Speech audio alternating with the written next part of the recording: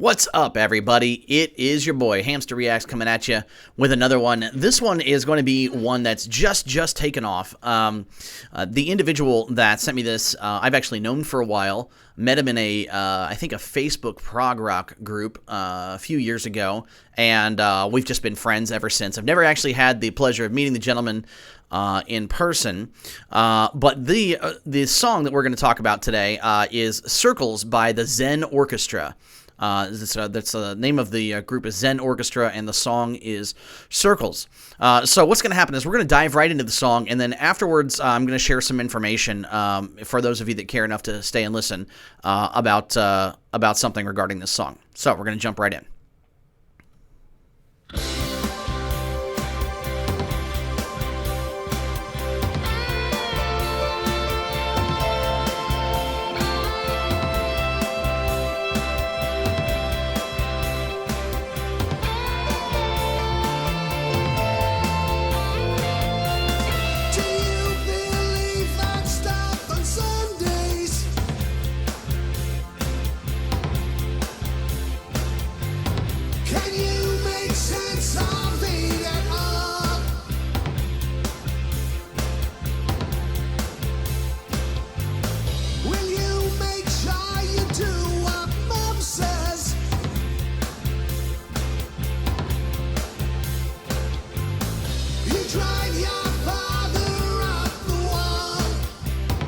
Okay, let's take the first section of the song. So right off the bat, it's very bright. It's very positive sounding. I'm getting a lot of like a YouTube vibe from it. But the lead singer, I've been trying to sit here and place who he reminds me of a little bit, and the only thing I can think of is. I think it's Roger Waters, whoever it was that was the lead singer of Pink Floyd. David Gilmour does a lot of their stuff now, but it reminds me of kind of like the tone of voice reminds me of that. So I'm curious to see where this goes. Very positive, kind of like that good rocky kind of vibe at the front, and we'll just see how the song develops. Here we go.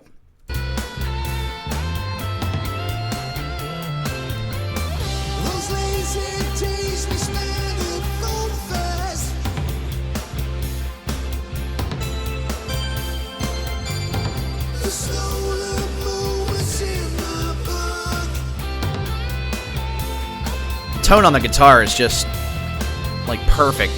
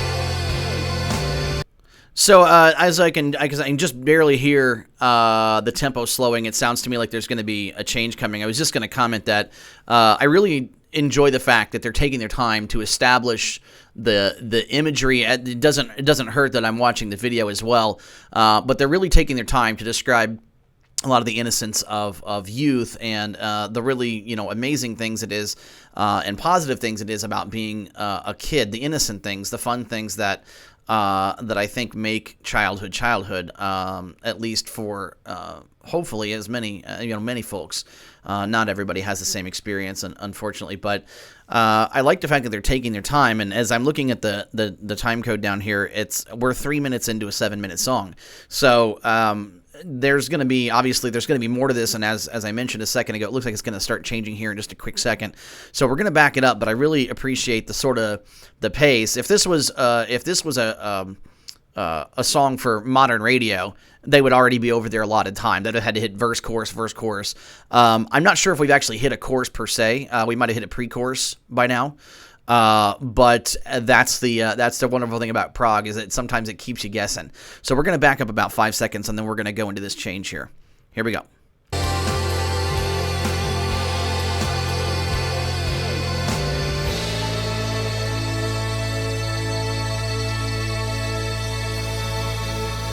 I think the keyboards and the vocals are in sync there.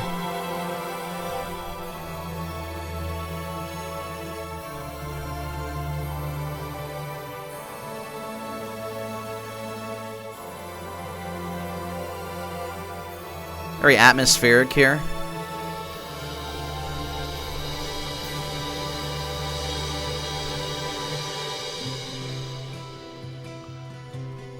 Okay, and almost down to like a... Well, that was interesting.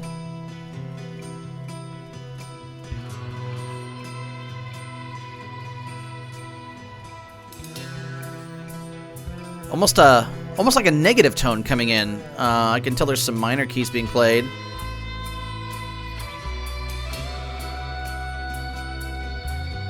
The guitar licks remind me a little bit of the way that the guitar is being played here in that kind of eerie sort of fashion. Remind me a lot of the Ballad of Dwight Fry from Alice Cooper. If you haven't heard that, it's a trip.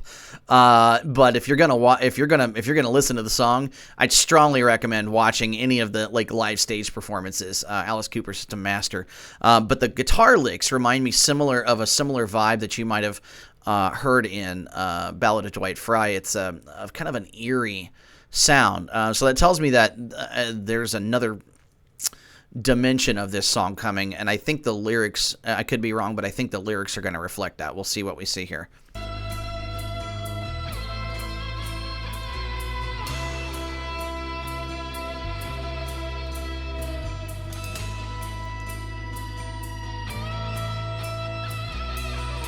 Oh, some sci-fi. I love sci-fi. Let's go.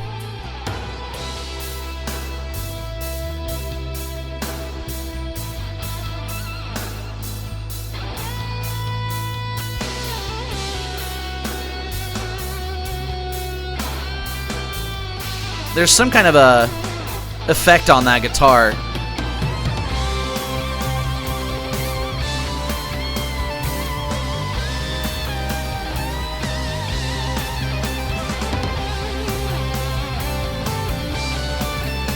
Yeah, he's opening up this great solo.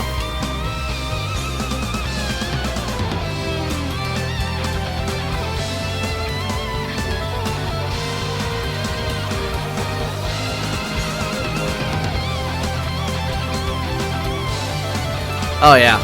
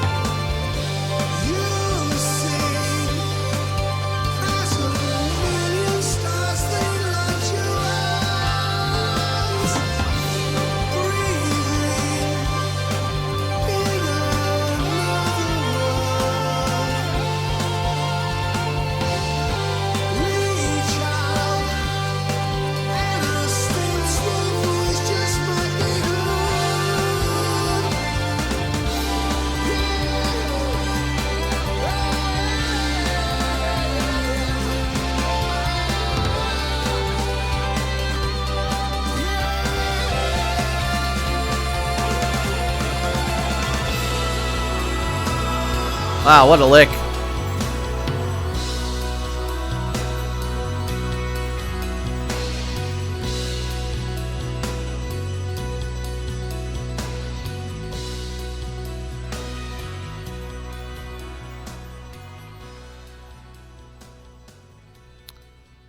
Wow. That was a okay, so let's talk about it. I'm trying to process here because it didn't go quite where I thought it was going to go. That was first of all super cool.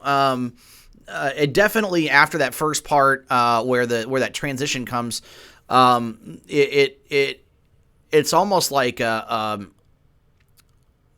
crescendo of various instrumentation is what it feels like. And I don't know if there were actually if there was any additional instrumentation other than bass drums, keyboards, guitar, vocals, or maybe one or two other things. Once again, as some of you know, I am absolutely no good when it comes to theory. I know a little bit, but not a lot. So definitely feel free to correct me. But it just opened up. It just really opened up, and I have to. This is where I really have to give the individual who created the video a lot of credit, because I'm sure that they got some instruction from Zen Orchestra on here's kind of what the song is about and here's the vibe we're trying to go for. But it's another thing entirely to be able to take that music and to listen to that and extrapolate in your mind as like an image what you think it is that the song is sort of projecting out.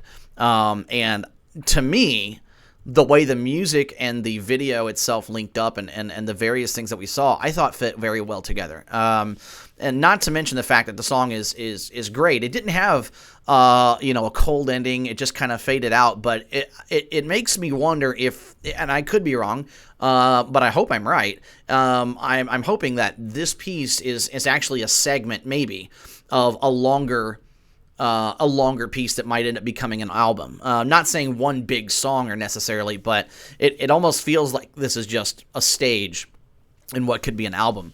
Okay, so last thing I want to talk about real quick. Obviously, the name of the band, Zen Orchestra, they're brand new, actually, as far as kind of getting their stuff out there. This song is called Circles. It's the radio edit.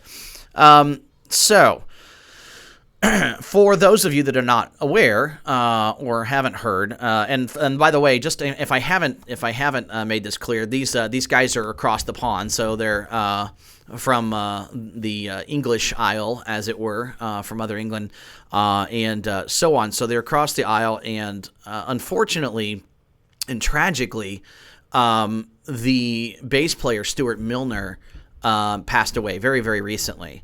Much to everyone's just great dismay and surprise. It wasn't like it was something that was seen coming. It was a very, very sudden and a very, very traumatic, shocking sort of event for everyone. What I found out today, literally just today, is that 20 minutes after the footage of Stuart playing the bass in this video, 20 minutes after that footage was taken, is when he passed. And they had just taken a quick break to just refresh a little bit and come back in the studio and do what they were going to do. And within that time frame, it was all said and done. So absolutely my condolences going out to the guys at Zen Orchestra. I told my buddy Mark, I said, I don't know what to say. And a lot of people really don't. And it's just one of those things that there's not much you can say. It's fantastic at the end of the video here that they say Zen Orchestra will return, because as I don't know Stuart personally, but I could imagine that any person who cared passionately about something would not want to see that end with them.